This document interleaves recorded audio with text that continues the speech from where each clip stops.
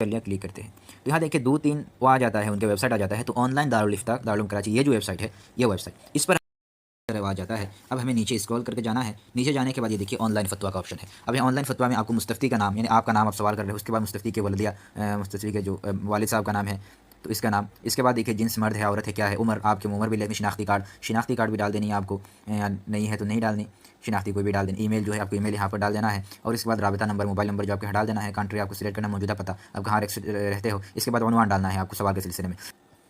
अब यहाँ देखिए आखिर में जो है आपको अटैच फाइल पर आपको क्लिक करना है। अटैच फाइल का मतलब ये है कि इनके जो दारुल इफ्ता हैं वहाँ आप लिख कर सवाल नहीं भेज सकते, बल्कि आपको उससे पहले किसी पीडीएफ में बनाना है सवाल को, या हाथ से लिखकर एक पेज में हाथ को तैयार कर लेना है और आपको उस फाइल की जो है उसको फोटो खींच कर रख देना है। अब फोटो खींच कर आपको पहले रख देना है। उसके बाद आपको अटैच फाइल पर क्लिक करने के बाद आपको सीधा अपने मोबाइल के जो फाइल है उस पर ले जाएगा। ऊपर देखिए इमेज है, डॉक्यूमेंट है, आपको जो भी जिस पर भी आप बना के रखे हो, डॉक्यूमेंट है, पीडीएफ है, तो आपको उस पर क्लिक करना। मसलन इमेज है, मैंने फोटो बना के रखा है तो इमेज पर आपको